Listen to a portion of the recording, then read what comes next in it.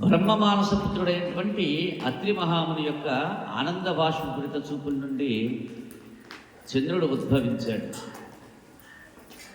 బ్రహ్మదేవుడు చంద్రునికి నక్షత్రాలపైన, ఓషధులపైన, అలాగే విప్రులపైన ఆధిపత్యాన్ని ఇచ్చాడు. నక్షత్రములు, ఓషధులు మరియు విప్రులు అంటే బ్రాహ్మణులు, వీళ్ళ మీద ఆధిపత్యాన్ని అప్పచెప్పాడు బ్రహ్మగారు. ఇక్కడ మనం మనసా చంద్రమో అన్నాడు.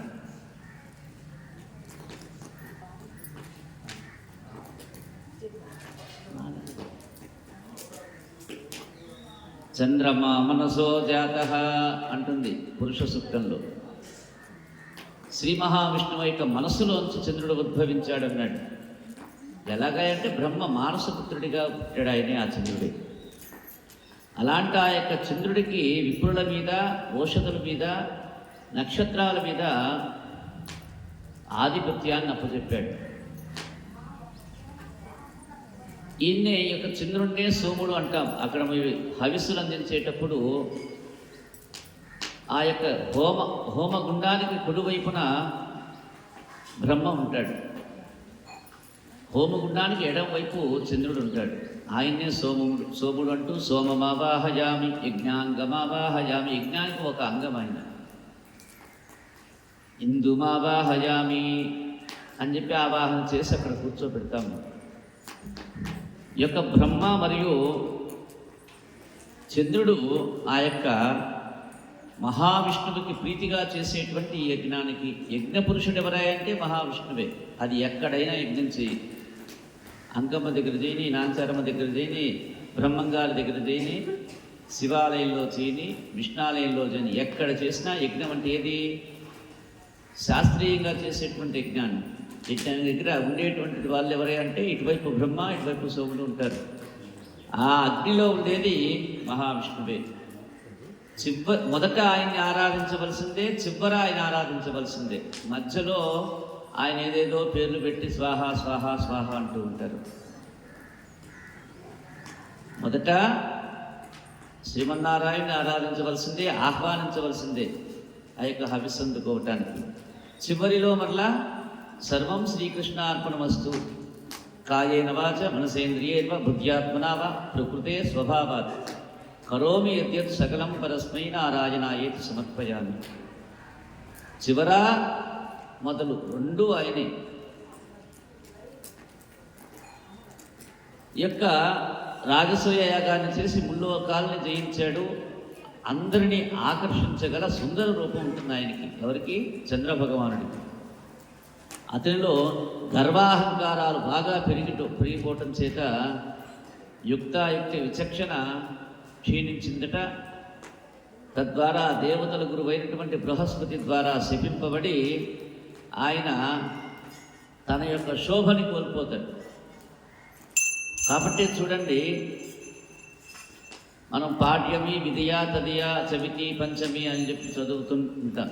ఇలా చదువుతూ పోతే ఎంతవరకు పోతాం? పౌర్ణమి వరకు పోతాం. పౌర్ణమి వరకు పోయిన తర్వాత మళ్ళా వెనక్కి వస్తాం. మరలా పాఠ్యమి, విధియా, తదియా, చవితి, పంచమి. ఎప్పటి వరకు పోతాం? 15వ రోజు వచ్చేసరికి అమావాస్య అంటాడు. ఆ అమావాస్య రోజు ఆయన కనిపించడు అసలు. ఈ మధ్యలో కొద్దిగా తగ్గుతూ ఉంటాడు. చివరికి అసలు కనిపించకుండా పోతాడు. మరలా అమావాస్య మరుసటి రోజు నుంచి గోరంతయ్యి మరలా వృద్ధి చెందుతూ పౌర్ణమి వరకు వస్తాడు. ఈ విధంగా ఆయన దగ్గర వచ్చినటువంటి పరంపరని చంద్రవంశం అన్నాడు.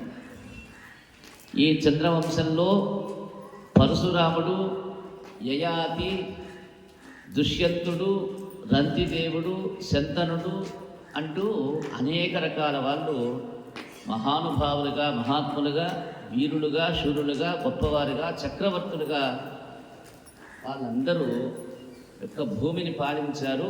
వారి యొక్క విభవాన్ని, ప్రభావాన్ని చూపించారు.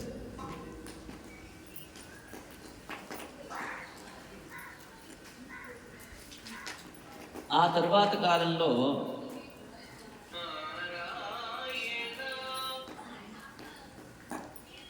యయాతి పుత్రుడైనటువంటి యదువు యొక్క వంశంలో దేవమీఢుడి కుమారుడైనటువంటి సూరసేనుడు అనేటువంటి ఆయన.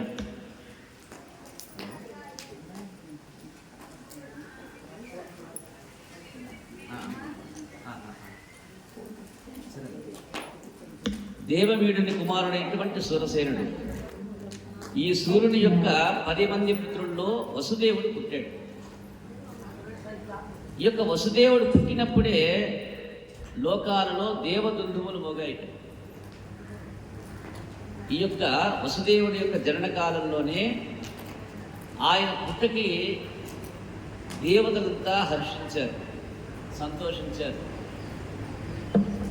అందుకే వసుదేవుని దుందుమి అని చెప్పి పిలిచారు తర్వాత రోజుల్లో కొన్నాళ్ళ పాటు. ఎప్పుడైతే యొక్క వసుదేవుడు పుట్టగానే దుందువులు దేవతలంతా దుందువులు మోగించారో, దుందువులు అంటే తెలుసా మీకు?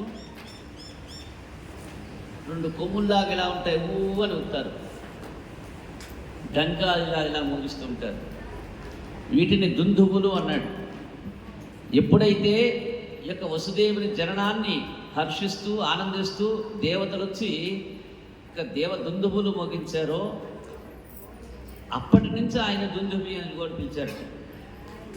సూర్యుడు తన యొక్క మిత్రుడైనటువంటి కుంతిభోజుడికి సంతానం లేని కారణంగా, కుంతిభోజుడు అనేటువంటి ఆయనకి సంతానం లేనందున తన కూతురైనటువంటి పృథ అనేటువంటి ఆమెని ఆ యొక్క కుంతిభోజుడికి ఇచ్చేశాడు, పెంపకానికి ఇచ్చాడు. ఆ కుంతిభోజుడు పెంచాడు కాబట్టి ఈ యొక్క పృథ అనేటువంటి ఆమెకి కుంతి అనేటువంటి పేరు వచ్చింది.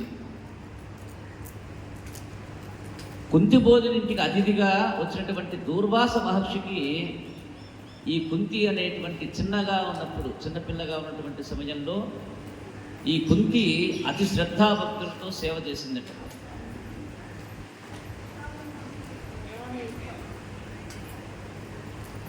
అలా సేవ చేసిన కారణంగా యొక్క దూర్వాస మహర్షి సంతోషించి దేవతలు ఆహ్వానించే మంత్ర విద్యను ఆమెకు నేర్పాడు. ఏ విద్య నేర్పాడు అమ్మా? ఏ విద్య నేర్పాడు? దేవతల్ని ఆహ్వానించే మంత్ర విద్యను నేర్పాడు.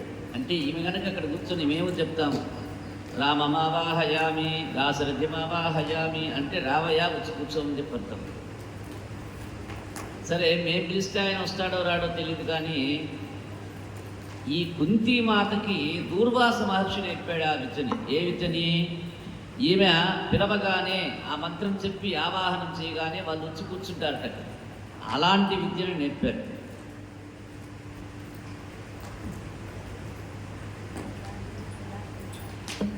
ఆ యొక్క మంత్ర విద్యను నేర్పారు ఆమెకి. ఆ మంత్రం యొక్క మహిమ చేత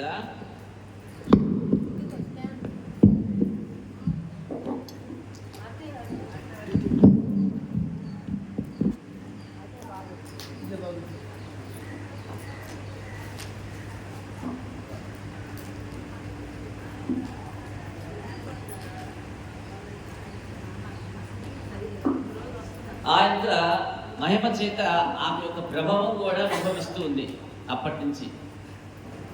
అయితే ఒకానొక రోజున పాపం చిన్నపిల్లను చేష్టలాగా అయినా అసలు దూర్వాస మహర్షి మనకి విద్యను నేర్పాడు కదా, అయినా యొక్క విద్యను ఒకసారి పరీక్ష చేద్దామని చెప్పి ఆ యొక్క కుంతి చిన్నపిల్ల పాపం ఆ చిన్నపిల్ల అయినందువల్ల కాస్త ఒకసారి పరీక్షిద్దామని చెప్పి అనుకుని ఆమె చిలిపిగా సూర్యుడిని ఆహ్వానించింది. సూర్యుడిని మంత్రం చెప్పి ఆహ్వానించింది. అలా ఆవాహన చేయగానే సూర్యదేవుడు ప్రత్యక్షమైనాడు కుంతి ఎదురుగా. పాపం ఆ సూర్యుని చూడగానే ఇంకా భయపడిపోయింది. ఇదేంటి ఈయనెందుకు వచ్చాడని చెప్పి హడలిపోయేలా చూస్తూ ఉంటే ఆమె ఏం చేయాలో తోచగా, అయ్యా సూర్యదేవ పొరపాటు వచ్చానా, నా తప్పుని మన్నించి నువ్వు తిరిగి వెళ్ళిపో, మా పెద్దవాళ్ళు చూస్తే అరుస్తారేమో, నన్ను వెళ్ళిపో అని చెప్పి అంటూ ఉంటాడు. అప్పుడు సూర్యుడు అన్నాడు, ఓ బాగా దేవతలను ఆహ్వానించడం వరకే మీ వంతు, వెళ్ళిపోవడం అనేటువంటిది మా వంతు. ఇది చిన్నపిల్లల ఆట కాదు. ఓ బాగా ఓ బుద్ధి, నా ఆట వ్యర్థం కాకూడదు. ఒకసారి నేను వచ్చానంటే దానికి అర్థం ఉండాలి, వ్యర్థం కాకూడదు. నువ్వు ఇప్పుడు గర్భం దాచి పుత్రుడికి అంటారు, భయపడుకు సిగ్గుపడకు అని చెప్పి అభయించి తాను పోయినాడు సూర్యదేవుడు. ఆ తర్వాత కుంతి ఆ యొక్క పరమాత్ముడి నుండి బిడ్డని ప్రసవించింది.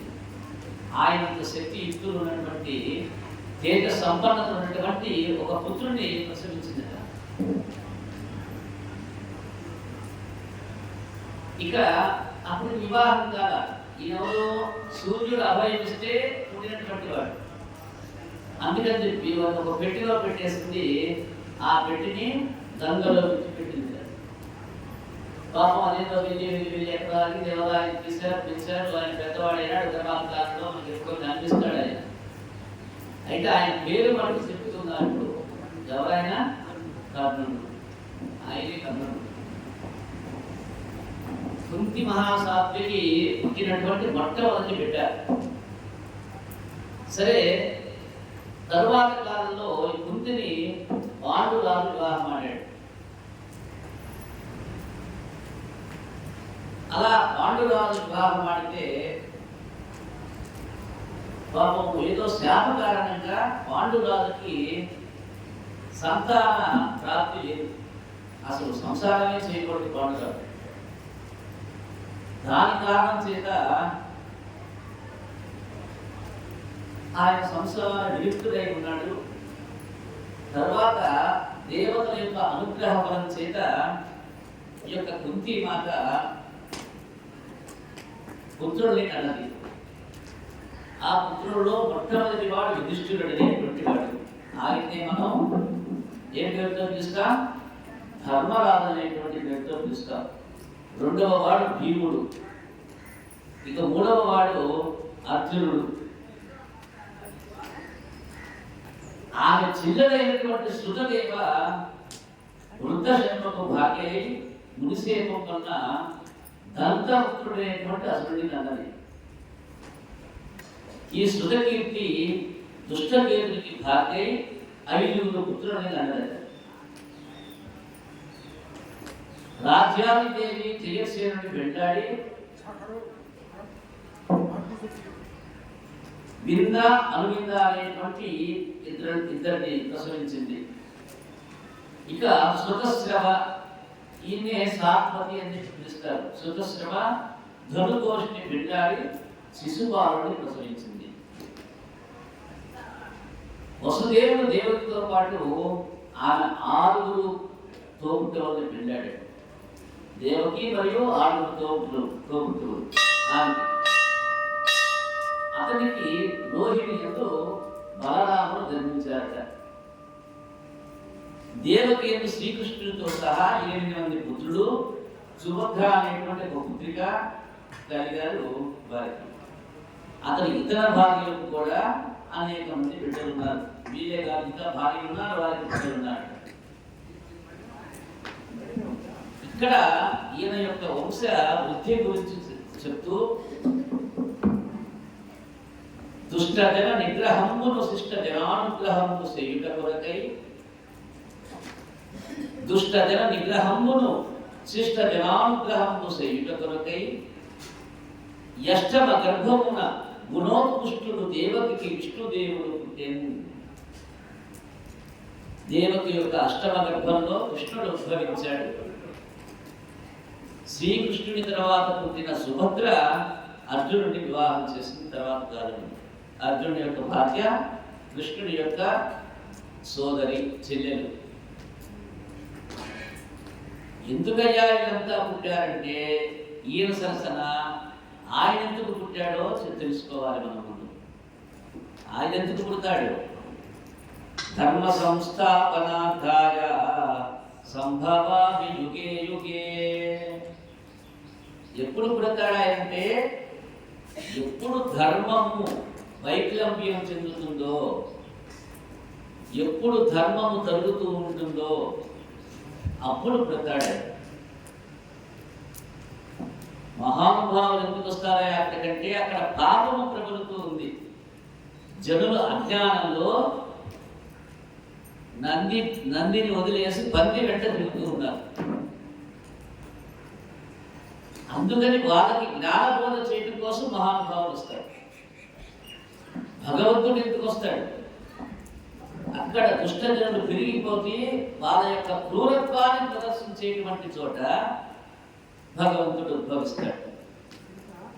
తనమాయ లేక వరుణం గుహరునకు ఈశ్వరునకాత్మకర్త గుహరికి జననములకు కర్మములకను మనుజేశ్వర కారణం మరియుంగలదే. ఓ రాజా, పరాత్పరుడు ఈశ్వరుడు ఆత్మస్వరూపుడు. ఇక్కడ ఈశ్వరుడు అని చెప్పి ఒక ఆయన అసలు అదే పనిగా 1000 సార్లు చెప్తాడు, ప్రవచనం చెబుతాడు.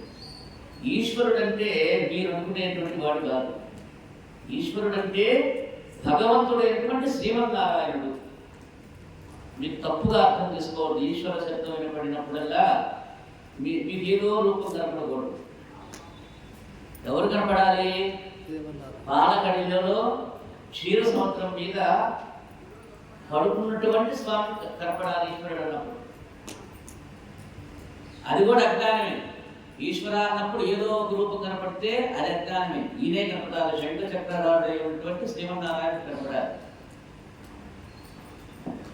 ఎప్పుడు ధర్మక్షయము గునెప్పుడు పాపం ఉపడముని ఈ లోకములో ఎప్పుడు ధర్మ అక్షయమవుతుందో, క్షయమవుతుందో, ఎప్పుడు పాపము పెరిగిపోతుందో ఈ లోకంలో, అప్పుడు విశ్వేశ్వరుడు హరి తప్పక విభుడయి ఆ యొక్క దుష్టత్వాన్ని రక్షించడం కోసమై ఆయన అక్కడికి వచ్చేస్తాడు. అలాగే ఇక ఏ కారణం ఉన్నది అక్కడికి రావడానికి? ఆయన రాక్షసులు రాజుగా భూమి మీద పుట్టి ప్రజల్ని పీడిస్తారు. వాళ్ళని శాసించడానికి శ్రీమన్నారాయణుడు సంఘర్షణతోటి సహా జన్మించి ఆశ్చర్యకరమైనటువంటి కార్యాలను చేసి మానవుల యొక్క అజ్ఞానాన్ని దుఃఖాన్ని తొలగించి పరిశుద్ధమైన కీర్తులతో ప్రకాశిస్తుంటాడు. ఇది పరమాత్ముని లక్షణం. ఇది పరమాత్ముని యొక్క లక్షణం. ఆ స్వామి వసుదేవుని ఇంట పుట్టి రేపల్లలో పెరిగి భారత యుద్ధంలో భూభారాన్ని తగ్గించి అర్జునుడికి ఉద్ధవునికి తత్వజ్ఞానాన్ని ప్రసాదించి అవతారాన్ని చాలించాడు. మంగళకరమైన శ్రీ మహావిష్ణువు యొక్క కీర్తి గంగామృతం లాంటిది.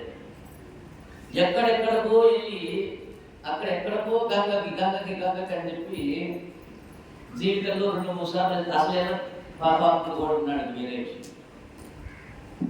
అక్కడికి గంగలో వెళ్ళి స్నానం చేయాలనేటువంటి తపన ఎప్పుడో జన్మలో ఒకసారి పుడితే, ఇక్కడ ఉన్న వాళ్ళకి విష్ణుని చూస్తే చాలట రోజు నిత్యము గంగాపానం చేసినంత పుణ్యం వస్తుంది అంటున్నాడు. ఇది పురాణం చెప్తుంది, వేదంలో చెప్తుంది.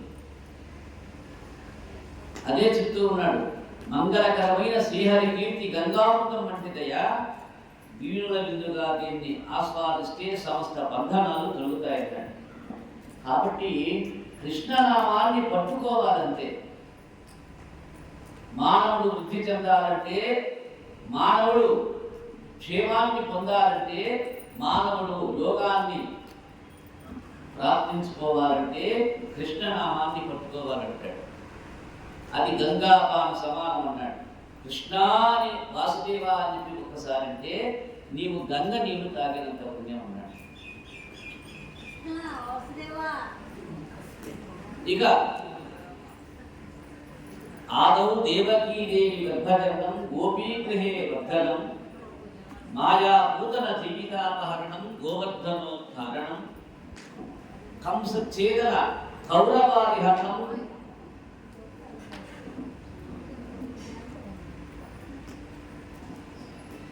కుంతీసుతా పాలనం ఏతత్ భాగవతం పురాణకథితం శ్రీకృష్ణ లీలామృతం. ఆదౌ దేవకీ దేవి గర్భజననం గోపీ గృహే వర్ధనం మాయా పూతన దీపికాపహరణం గోవర్ధనోద్ధారణం కంస ఛేదన కౌరవాదికరణం కుంతీ సుతాం పాలనం ఏతత్ భాగవతం పురాణమనగం శ్రీకృష్ణ లీలామృతం. ఇప్పుడు మీరు చేస్తున్న దేవుడు ఇక్కడ కూర్చొని చెప్పండి, ఏం చేస్తూ ఉన్నాయా బ్రహ్మజ ఇక్కడ కూర్చొని? కాదు, అమృతాన్ని తాగుతున్నారు. ఏం చేస్తున్నారు? అమృతం తాగుతున్నారు. ఎలా అంటే కృష్ణుడి యొక్క లీలని వింటూ ఉంటే ఈ కలియుగంలో కృష్ణ లీలలు విన్నవాడు అమృతం తాగిన వాడితో సమానం అన్నాడు. ఎందుకని? మన గ్రామ జనాభా ఎంత? 3,000 మంది. ఎంతమంది కూర్చున్నాం ఇక్కడ? 30 మంది. నాకు 300 మంది శిష్యులు ఉన్నారు. నా యొక్క ప్రసార మాధ్యమాల్లో 3,000 మంది నా ప్రసార మాధ్యమాలు చూస్తారు. గురువు ఎప్పుడు రమ్మని పిలవడు, అదే గుర్తు పెట్టుకోండి. వాళ్ళ అబ్బాయి పెళ్లి అయితే అసలు వాళ్ళ అబ్బాయి పెళ్లి కూడా పిలవాల్సిన పని శిష్యులు అనేటువంటి వారు ఆర్తితో ఉండాలి. ఆయన ఎలా ఉన్నాడు అలా ఉన్నప్పుడు అక్కడ జరిగేవని ఇక్కడ తెలియాలి. అది గురు శిష్య సంబంధం యొక్క ప్రభావం.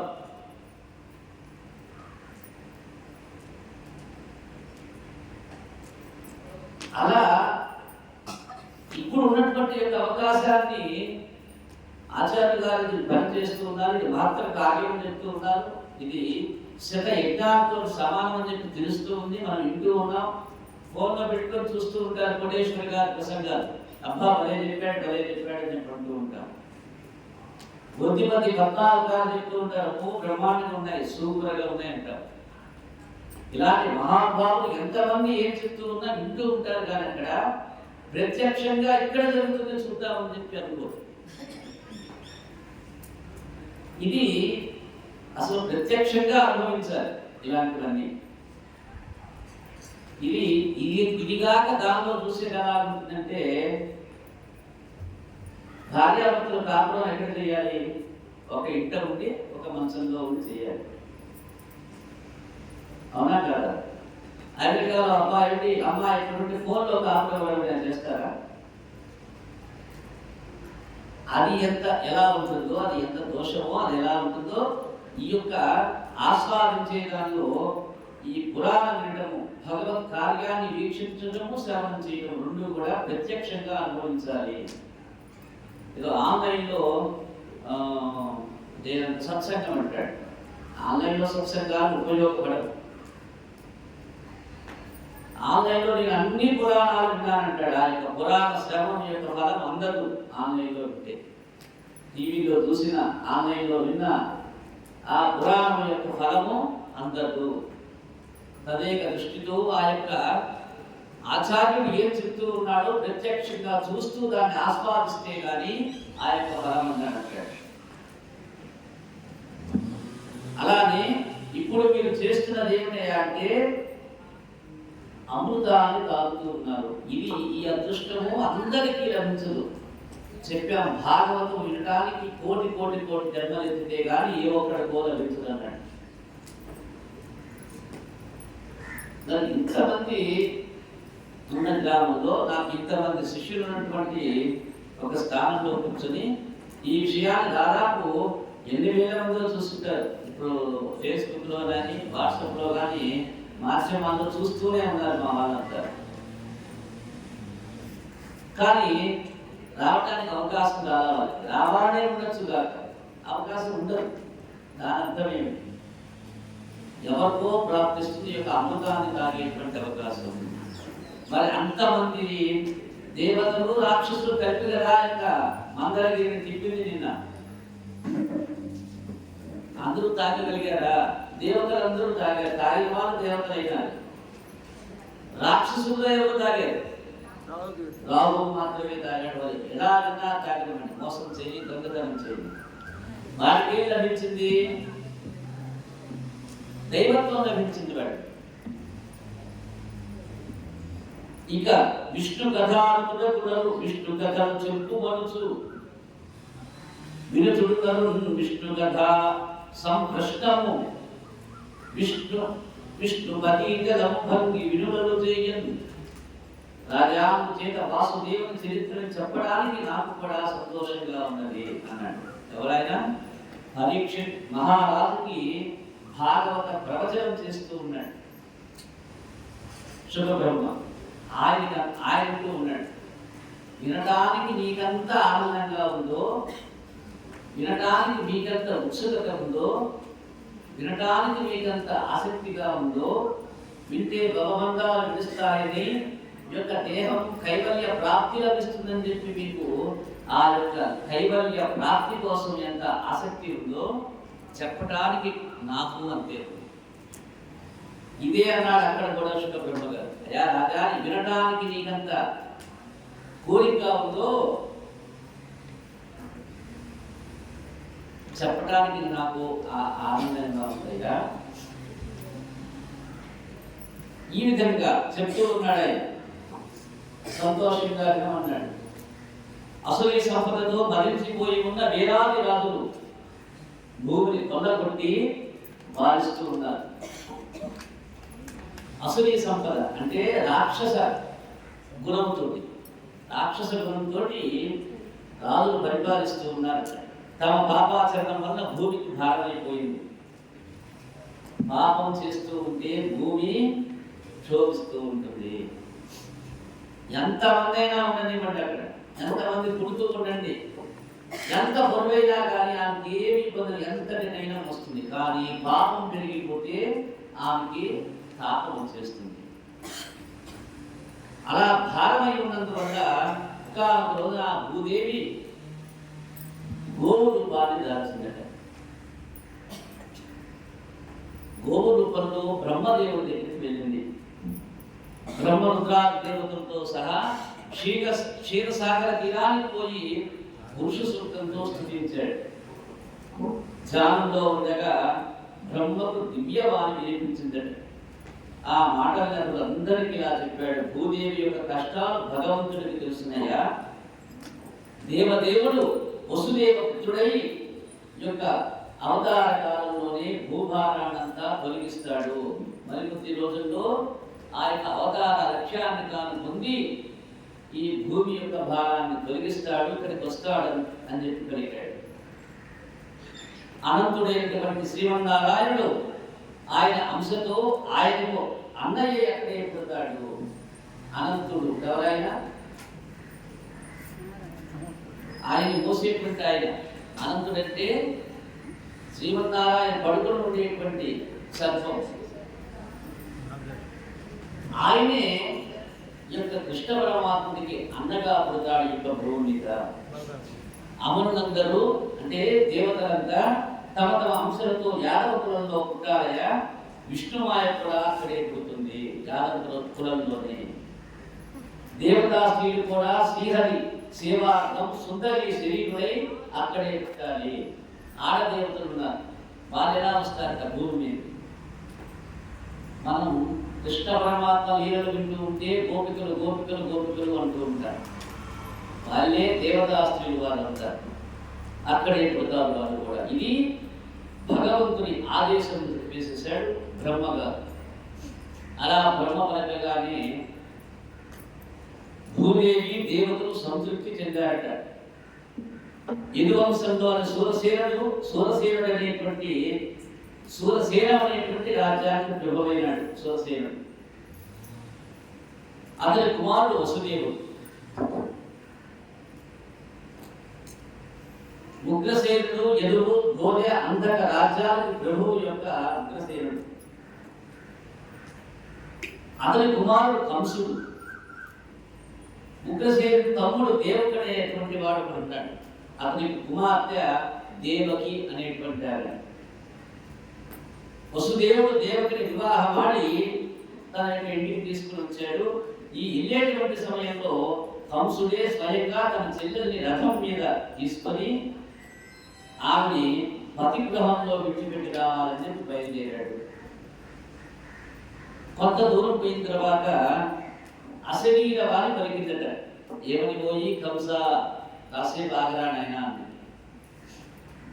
నీవు సంతోషంగా నీ చెల్లెల్ని తీసుకుని వెళ్ళిపోతూ ఉన్నావు, కానీ ఈమెకి పుట్టబోయేటువంటి 8వ పుత్రుడు నిన్ను సంహరిస్తాడు, జాగ్రత్తగా ఉండమని చెప్పి అశరీర వాణి పలికిందట కంసునితో.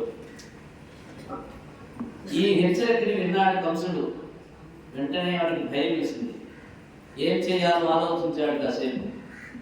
ఇక ఉన్నటువంటి మార్గం ఒక్కటే, ఎవరైతేనేమి వాళ్ళని చంపడమే ముందు ఉన్న కార్యం, లేకుంటే వాడికి పిల్లవాడు పుట్టాడా నేను చచ్చిపోతాను అనేటువంటి భావనకు చేసేసాడు. చెల్లెల్ని చుట్టూ పట్టుకొని కిందకి కూర్చాడు. చంపడానికి సిద్ధపడేటువంటి సమయంలో అప్పుడు వసుదేవుడు కంసుని యొక్క కాళ్ళ మీద పడ్డాడు. విన్నవించుకుంటూ ఉన్నాడు, బాబా ఆగవయ్యా, కాస్త ఆలోచించు. నీవు భోజ వంశంలో శ్రేష్ఠుడివి, సూర్యుడివి. అలాంటి నీవు ఏదో ఆకాశం పలికిందని చెప్పి ఏ పాపము ఎరుగని నీ చెల్లెల్ని నీ స్వయంగా నీ చేతులతో చంపుకోవటం ఏమిటి? అది నీ వంశానికి కలంక తెచ్చిపెడుతుందయా బాబా. ఏమని చంపినంటే నీ యొక్క మృత్యుభయం తొలగిపోతుంది చెప్పి అనుకోవద్దు. నీవు శరీరంతో పాటే చావు కూడా ఉంటుందయా. నేడో రేపో 100 ఏళ్ల తర్వాతనో మృత్యువు శరీరాన్ని పడవేస్తుంది, కానీ ఎవరిని విడిచిపెట్టడు. జీవుడు కర్మాధీనుడు, తాను చేస్తున్న కర్మ ఫలితాన్ని అనుభవిస్తూ ఉంటాడు. ఈ విధంగా అలాంటి నీవు ఏదో తుచ్చమైనటువంటి ఆలోచన చేత నీ చెల్లెల్ని చంపడం ఏమిటయా అని చెప్పి అనేక రకాలుగా పెట్టుకున్నాడు, ప్రాధేయపడ్డాడు. వాడి మనస్సు కరగనందున వసుదేవుడు ఆలోచించాడు. అలా ఆలోచించంటూ ఉన్నట్టు మళ్ళా, బాబా ఈమెకి పుట్టబోయే ఎన్నో వాడు నిన్ను చంపేది? 8వ వాడు కదా. ప్రమాదం ఉన్నదని చెప్పింది ఆకాశవాణి చెప్పింది. ఎన్నో పిల్లవాడి వల్ల ప్రమాదం ఉంది. ఈమె వల్ల కాదు, అసలు వీడికి పుట్టబోయే 8వ సంతానం వల్ల నీకు భయం. కాబట్టి నేను సలహా చెప్తా, దయచేసి వినమన్నాడు. ఆలోచిస్తూ ఉన్నాడు. ఎవరైతే ఈమె బిడ్డ వల్ల నీకు ప్రమాదం ఉన్నది తెలుస్తుందో, ఈమెకి పుట్టిన ప్రతి బిడ్డని నీకు ఒక చెప్తా, నీ ఇష్టం ఏదైనా చేసుకోవాలి. సరే కాస్త ఆలోచించాడు వసుదేవుడు. మనస్సు మారింది. ఎట్లయినా తోడ పుట్టిన చెల్లెలు కదా, మనస్సు మార్చుకున్నాడు. దేవకి వసుదేవుడిని వాళ్ళ ఇంటికి తీసుకెళ్ళిపోయినాడు. చెరసాల్లో పెట్టాడు. చెరసాల్లో పెట్టి బందోబస్తు బాగా కట్టుదిట్టంగా బందోబస్తు పెట్టాడు. ఎట్టి పరిస్థితుల్లో తెలియకుండా ఇందులో నుంచి ఏ జీవి బయటికి రాకూడదు. ఏ రోజు ఆ రోజు, ఏ క్షణానికి ఆ క్షణం ఇక్కడ మాత్రమే నాకు తెలుస్తూ ఉండాలని ఆదేశించాడు. దేవకీదేవి మొదటి కొడుకు కనగానే దక్షిణాముఖుడైన వసుదేవుడు వాడిని తీసుకుని వెళ్ళి కంసుడికి అప్పచెప్పాడు. అయ్యా బాబా, ఇదిగో నాకు పుట్టిన మంత్రివాడు అన్నాడు. సంతోషించాడు.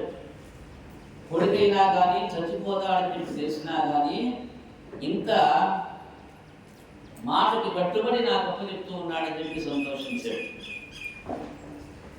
సరే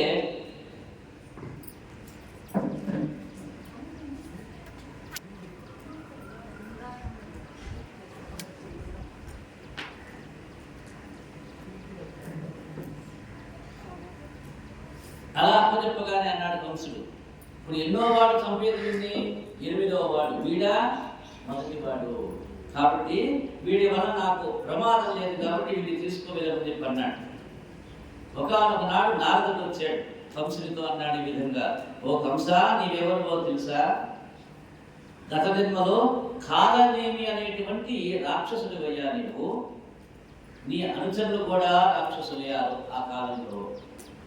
మీ అసుర జాతికి శత్రువైన శ్రీహరి అసురీగణ సంభూతులైనటువంటి రాజుని సంహరించి భూభాగాన్ని తగ్గించే కార్యక్రమంతో దేవకీ పుత్రుడై జన్మించనున్నాడు. దేవతలు యాదవులై జన్మించారు. ఈ యొక్క యాదవులంతా దేవతలేము అని చెప్పి నిష్క్రమించాడు అక్కడి నుంచి. తాను అసురుడని యాదవుడు తన యొక్క శత్రువులైన దేవతల్ని తెలుసుకున్న కంసుడు ఉగ్రుడై తండ్రి అయిన ఉగ్రసేనుణ్ణి దేవకి వసుదేవుని చెరసాలలో బంధించి అంతవరకు పుట్టి ఉన్న దేవకి పుత్రుని వధించాడు. ఆ విధంగా మధుర కార్యపోయిన ఆ యొక్క మధురకు రాజైనాడు ఆ యొక్క వసుదేవుడు. ఒక కంసుడు దేవతలు యాదవులై జన్మించారని తెలుసుకున్నప్పటి నుంచి కంసునికి వైరము క్రౌర్యము పుట్టింది వాళ్ళ మీద. తన అనుచరుడైనటువంటి బాలుడు, భౌముడు, మాగధుడు, అగాసురుడు, కేసి, ధేనుక, ప్రడంబ, తృణావర్త, చామూల, ముష్టిక, అరిష్ట, క్రీత, పూతన అనేటువంటి మహాయోధులైనటువంటి అసురుల సహాయంతో యాదవుని యుద్ధాల్లో ఓడించాడు. వాళ్ళందరినీ హింసించాడు. వారంతా నిషధకు, కోసల, విదేహ, విదర్భ, పాంచాల, కేకేయ, సార్వదేశానికి పారిపోయినాక అందరూ కూడా తలాఒక దిక్కు. కొందరు మాత్రం కంసునికి లొంగిపోయి అతడు పెట్టే బాధల్ని భరిస్తూ అలానే పడి ఉండిపోయారు ఆయన దగ్గరే. దేవకీ పుత్రుల్ని 6 కంసుడు చంపేశాడు. ఆ తర్వాత పుట్టిన 6 చంపేశాడు. మొట్టమొదటి వాడిని వదిలేశాడు, మిగతా 6 చంపేశాడు. ఇప్పటికి ఎంతమంది అయినారు? 7 అయినారు. 6 అయిపోయిన 7వ గర్భంలో భగవంతుని యొక్క ఆదేశం మీద ఆ యొక్క గర్భంలో అనంతుడు ప్రవేశించాడు. దేవకీ వసుదేవుడు చెరసాలలో ఉన్న సమయంలో కంసుని ఆగడానికి భయపడిపోయిన యాదవుడు కొంతమంది యువనకి అవతల ఉన్న నందవ్రజంలో తలదాచుకున్నారు. నందవ్రజం అనేటువంటి ఒక అటవీ ప్రాంతం, అది యువనకి అవతల వైపు ఉంటుంది. అందులో తలదాచుకున్నారట కొంతమంది యాదవులు. ఇక వసుదేవుని భార్య అయినటువంటి రోహిణి కూడా నందుని రక్షణలో అక్కడే ఉండిపోయింది. శ్రీహరి యొక్క యోగమాయని పిలిచి దేవకి గర్భాన ఉన్న 7వ బిడ్డని వెలికి తీసి రోహిణి గర్భాన ఉంచాలని ఆదేశించాడు. రోహిణి గర్భంలోకి ప్రవేశింపజేశాడు దేవకి గర్భంలో ఉన్న యోగమాయని. మళ్ళీ యోగమాయి నందుని భార్య అయిన యశోద గర్భాన ప్రవేశించి జన్మించాలని ఆదేశించాడు. ఇటు వారిని అటు ప్రవేశింపజేశాడు. వీడి దగ్గర ఉన్నవాడి మటుకు మాయాగర్భము. దాని తర్వాత యోగమాయ లోకంలో ఈశ్వరిగా పూజలు జరుగుతున్నదట. మనం పూజించేటువంటి అమ్మ అనేటువంటి పేరుతోటి ఏదైతే పూజలు చేస్తూ ఉన్నామో ఆ యొక్క అమ్మగా ఆ యోగమాయ. సంతానం లేని కారణంగా సంతానం కలిగిస్తున్న ఆమెకు ప్రజలు దేవాలయాలు నిర్మించి ఆమెను దుర్గ, భద్రకాళి, విజయ, వైష్ణవి, కుముద, చండిక, కృష్ణ, మాధవి, కన్యక, మాయ, నారాయణి, ఈశాని, శారద, అంబిక అనేటువంటి 14 నామాలతో యొక్క ప్రపంచంలో వారంతా అమ్మశక్తిగా కొలుస్తూ ఉంటారు, ఆమెను పూజిస్తూ ఉంటారని చెప్పి శ్రీహరి తానే స్వయంగా అభయాన్ని ఇచ్చాడు ఈ యొక్క ప్రజలకి.